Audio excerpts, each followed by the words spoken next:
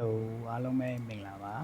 ဒီနေ့မှာတော့ကျွန်တော် mock conversion အကြောင်းကိုဒီဗီဒီယိုလေးမှာအများပေးသွားမှာဖြစ်ပါတယ် mock conversion လုပ်မယ်ဆိုတော့အဓိကလိုတာတော့ကျွန်တော် energy လေးရယ် mock ပုံးလေးရယ်ပေါ့နော် mock ပုံးလေးအမမုံတွေကိုဘယ်မှာရှာရမလဲဆိုရင်တော့ကျွန်တော်ဒီ site လိုဝင်တဲ့အခါမှာရတယ်ပေါ့နော်ဆိုတော့ site လိုဝင်တဲ့အခါမှာကိုထောက်ကြည့်လို့ရတယ် site လိုဘယ် mock လိုလဲတောင်း mock လိုရင်ဒီတာကိုဝင်လို့လည်းရတယ်PH ဆိုင်လိုဖက်နက်တွေပါပေးတယ်ပေါ့နော်ကျွန်တော်တို့ကကျွန်တော် energy လေးရယ် weapon mode ရယ်အကောင်းဆုံး fan တာကျွန်တော်ပေါ်ရင်းတဲ့ giant ရဲ့ဒီ monolith တွေဒီ boss တွေတက်တာပေါ့နော်အဲကောင်တွေတက်တာဟာပို့ပြီးတော့အမြဲဆုံး energy လေးရော weapon mode fan တာတယ်အမြဲဆုံးအလွယ်တကူရတယ်ပေါ့နော်ပေါ်ရင်းတဲ့ giant ကိုမနိုင်ဘူးတော့3 ရန်ကိုအလွယ်တက်လို့ရတယ်ပေါ့mode တွေရော energy လေးတွေရောပေါ်ပြီဆိုရင်တော့ကျွန်တော် mode conversion ဘက်ကိုတွားရအောင်ကျွန်တော် mode conversion ဘက်မှာမြင်ရပါလိမ့်မှာဒါတော့ဒါမောကန်တက်ကတော့2000ပေါ့နော်ဒါကတော့ကိုယ်မှာရှိတဲ့1143တကယ်လို့ပုံးပြီးဖောက်လိုက်လို့ brother တို့ကဒီ2000ကျော်သွားမယ်ဆိုရင်စိတ်ပူနေ brother တို့မေးပေါက်တွေကိုရောက်တယ်ပေါ့နော်ဒါမေးပေါက်တွေကိုရောက်တယ်နောက်တစ်ခုက claim လို့လိုရပေါ့နော်သူက expire တော့ရှိတယ်မေးပေါက်တွေကို brother တို့ရောက်သွားမယ် claim လို့လိုရပေါ့နော်claim လို့ brother တို့မမေ့ပါနဲ့weapon mode တွေပဲဖြစ်ဖြစ် armor mode တွေပဲဖြစ်ဖြစ်ဒါကို conversion မလုပ်ခင်မှာ rating ကိုအရင်စစ်ပေါ့နော် rating စစ်တာကလွယ်တယ်ကျွန်တော်armor mode ကိုစစ်မယ်ဆိုရင်ကျွန်တော်ဒီ random မှာပဲ surface ကိုထားလိုက်ကျွန်တော်အပေါင်းလေးကိုနှိပ်လိုက်အဲမှာဆိုတော့ကိုယ့်ရဲ့ weapon mode ရဲ့ rating တွေတွေ့ရမယ်ပေါ့နော်နောက် armor လည်းဒီ Tony လည်းကောင်းမယ်ဒီ random surface တွေထားလိုက်အပေါင်းလေးတစ်ခုကိုနှိပ်လိုက်ပေါ့နော်ဘာမှမပြောင်းမနဲ့အဲ့ပြင်တော့ဒါ brother တို့ဒါ armor mode ရဲ့ rating တွေကိုဒါ brother တို့အလွယ်တကူတွေ့လို့ရတယ်ပေါ့နော်rating တွေက mock conversion မှာပါလားအရင်အရေးကြီးတယ်ဖြစ်နိုင်တော့ကိုလိုချင်တဲ့ mod တွေကိုဒါစနစ်ပေါ့နော်စနစ်တွေပဲတင်ဟို attribute ကြိုက်တယ်ဆိုရင်ပေါ့လေဒါပေမဲ့30ကတော့ကောင်းတတ်တယ်ပေါ့နော်30ကလည်းဒါ attribute တွေကောင်းတတ်တယ်အကောင်းရင်တော့3ပေါ့လေဒါဆိုရင်တော့ကျွန်တော်ဒီမှာပြမယ်ဒီမှာဒါဆိုရင်30 mod ကိုတင်ထားတာပေါ့နော်ဒါဘယ်လိုတွေ့ရရှိမှာ5451ပေါ့နော်ဒါကို30 mod ကိုတင်ထားတာဒုနည်း၎င်းပဲ7 mod တွေတင်ထားတာပေါ့နော်အခုဒါ7 mod ကိုဒါတင်ထားတာengine ဆိုတာဘာလဲဆိုတော့ဘာသာလို့rating တင်ထားတဲ့ဟာကိုမှကျွန်တော်ထက်လုပ်လို့ရတာပေါ့နော်ဒီမှာ5ချက်တင်ပေးတယ်ပေါ့နော် energy လေးရယ်ဒါဒီပတ်လေးရယ်ပဲလိုတယ်ပေါ့နော်အားကတက်တင်ပေးဥပမာ30 mod ကိုတင်လိုက်မယ်ဆိုရင်အားကတင်ပေးရဆိုရင်15ပေါ့7 mod ကိုတင်မယ်16စနစ်ဆိုရင်19ပေါ့လေအဲ့လိုမျိုး attribute တွေကိုမြင့်ပြီးတော့ကျွန်တော်သုံးကြတယ်များတယ်ပေါ့နော် mod conversion rule အကြောင်းကိုကျွန်တော်ပြောရင်ကျွန်တော် service ကိုပြောမယ်ပေါ့နော်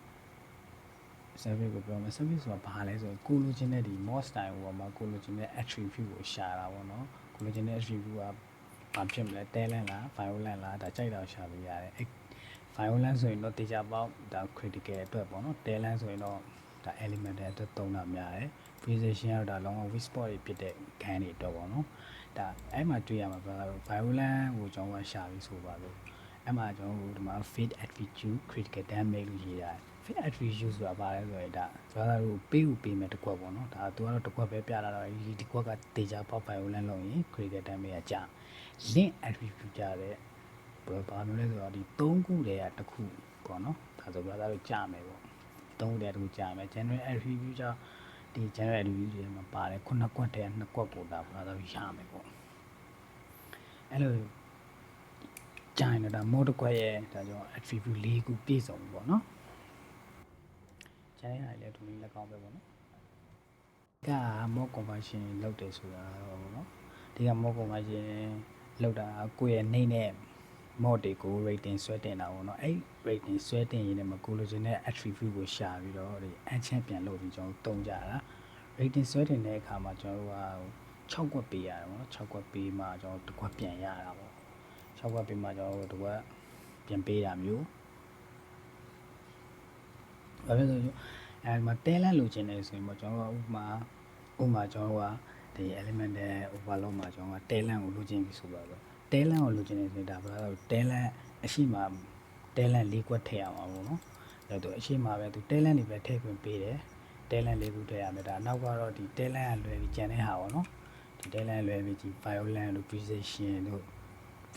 ဒါတွေပေါ့နော်ကျန်တဲ့ mod တွေပြီးအာမမော့မှန်တယ်များနောက်မှာတော့ပေါင်လို့ရတယ်အဲ့လိုမျိုးမှကျွန်တော်က6ခွက်ပေးမှကျွန်တော်တစ်ခွက်ပြန်ရတာပေါ့နော်ဒါ rating နည်းတဲ့ဟာတွေကိုကျွန်တော် rating ဆွဲတင်တဲ့အခါပဲ mod conversion မှာကျွန်တော်ကတုံးတာဖြစ်တယ်အဲ့မှာကျွန်တော်လုံးနေကြ rating ဆွဲတင်တဲ့ပုံစံမျိုးကိုဒါ brother တို့ပြောပြမယ်ကျွန်တော်လုံးနေကြပုံစံမျိုးဆိုရင်ကျွန်တော်8 3လုံး9 3လုံးဆက်လုပ်လေးရှိတယ်ပေါ့နော်အဲကျွန်တော်ဆက်လုပ်ပြမယ်ကျွန်တော်ဒီမှာ key mode လို့ချင်တဲ့အတွက်ထောက်လိုက်မယ်ကျွန်တော်ရှစ်ကရှိဘူးကောင်းတယ်ဆို83နိုင်လုံးရပါတော့83လုံး93လုံးပေါ့နော်ရှစ်တစ်ခွက်ထည့်လိုက်မယ်ရှင်းနှစ်ခွက်လိုရပါတော့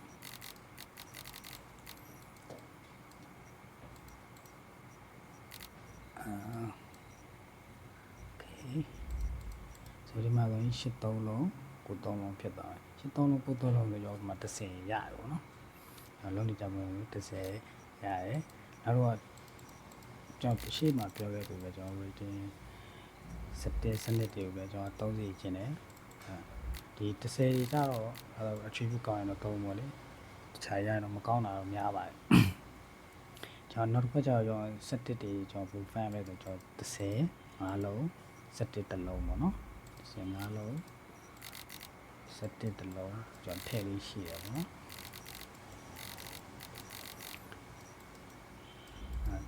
15လုံး17တစ်လုံးဆိုတာ17ဖြစ်တယ်ပေါ့နော်ကျွန်တော်တော်များတော့83ကျွန်တော်ကတော့83လုံးကို3လုံးနဲ့10ရှာတယ်ပြီးလို့ရှိရင်17ကိုပြောင်းဖို့အတွက်ဆိုရင်15လုံး17နဲ့ကျွန်တော်ပြောင်းတယ်ပေါ့ခါရရင်တော့ရှားတဲ့ mod တွေကျွန်တော်ရှိတယ်ပေါ့နော်ကျွန်တော် key mod ပါဘူးလေဒါနည်းနည်းရှားတယ်နောက်တစ်ခုကတော့ဒီ crescent mod တို့ lunar mod တွေဆိုတာလည်းဒါ event လာမှရမယ် mod တွေမျိုးပေါ့နော်အဲ့လိုမျိုးကောင်းနေကြတယ်ကျွန်တော်ခုနှစ်တွေတော့သုံးတယ်ပေါ့နော်ခုနှစ်တွေကိုကျွန်တော်ခုနှစ်6လုံးတော့ထည့်လိုက်တယ်အဲ့တော့8တွေပါပါဝါလည်းမတန်တော့ဘူးပေါ့နော်ကျွန်တော်ခုနှစ်6လုံးထည့်ပြီးသုံးတာများတယ်နော်ခုနှစ်6လုံးဆိုတာ8ကနေစနစ်တွင်ကြာနိုင်တယ်ပေါ့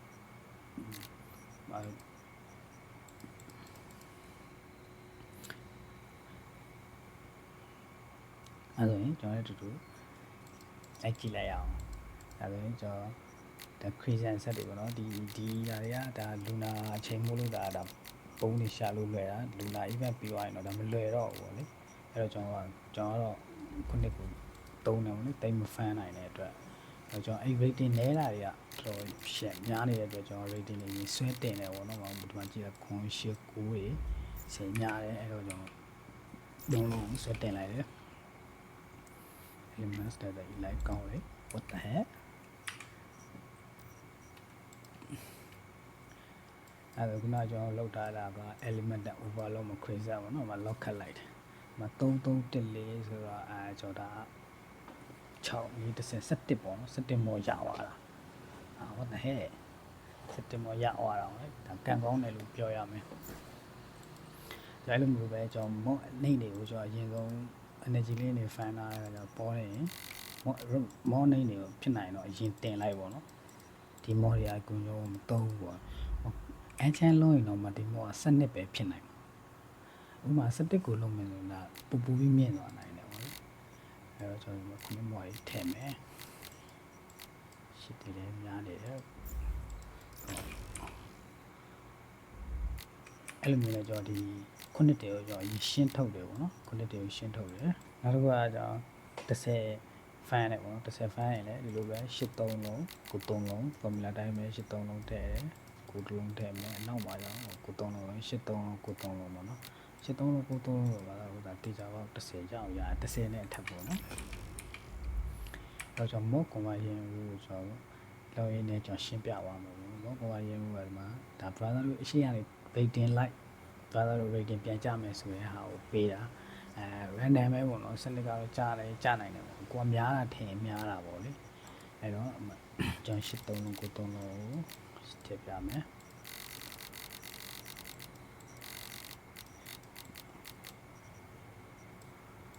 oh my god 83လုံးကို3လုံးမှာတွေ့လိမ့်မယ် material more total level ပေါ့နော်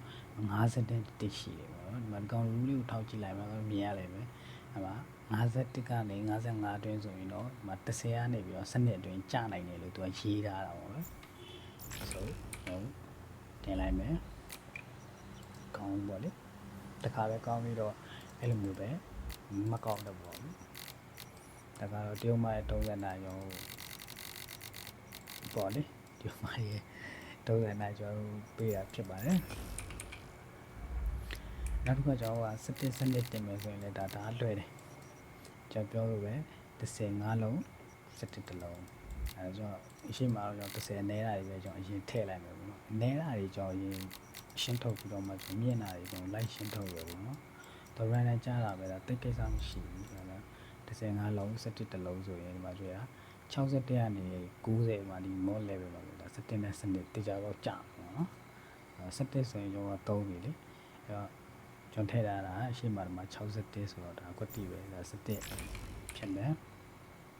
စနစ်လည်းဖြစ်ကောင်းဖြစ်သွားနိုင်တယ်ပေါ့လေ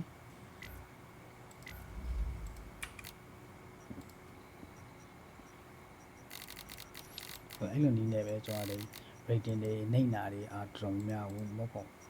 တ်ပါရဲ့ဆိုတာဒီ rating နှိမ့်တာတွေတော်တော်မသုံးမဲ့ rating အနေထားတွေဖြစ်တဲ့အတွက်ကြောင့်ကျွန်တော်ကဒီ rating တွေဆွဲတင်လိုက်တာပေါ့နော်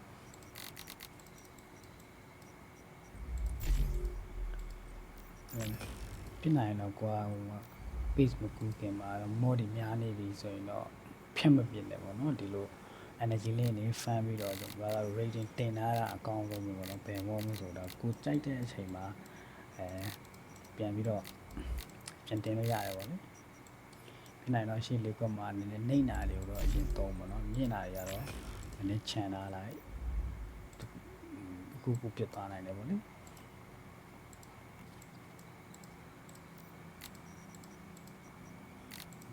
3လုံးကို3လုံး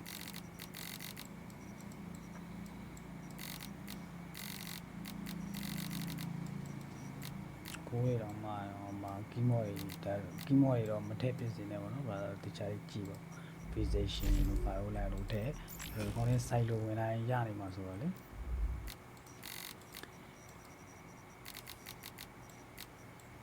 အဲ့လိုနည်းနဲ့ဒါလိုချင်တဲ့ mod တွေကို fan လို့ရတယ်ပေါ့နော်ကိုကဟိုမှာဆိုလို့စောနေတာဖြစ်တဲ့အတွက်ကြောင့်ဟိုနိုင်မဲတွေပါကိုမဆာဆိုလို့မဝင်နိုင်ဘူးဆိုရင်ကိုပဲဒီ rating နဲတာတွေကိုလည်းဘာလို့ rating တွေမြင့်ပေါ့နော်17 12 10ပေါ့အဲ့လောက်တွေတော့မြင့်ပြီးတော့ဘာလို့တော့အဲ့တော့မှဒါ attribute တွေကောင်းမှ damage တွေကလည်းထွက်လာမှာပေါ့နော်ကဲအဲ့လိုပဲဆိုရင်တော့ mod conversion ကြောင်းတော့နားလဲမယ်ထင်ပါတယ်အားလုံးပဲဆုံးဖြတ်ကြည့်ပေးကြတော့ကျေးဇူးအများကြီးတင်ပါတယ်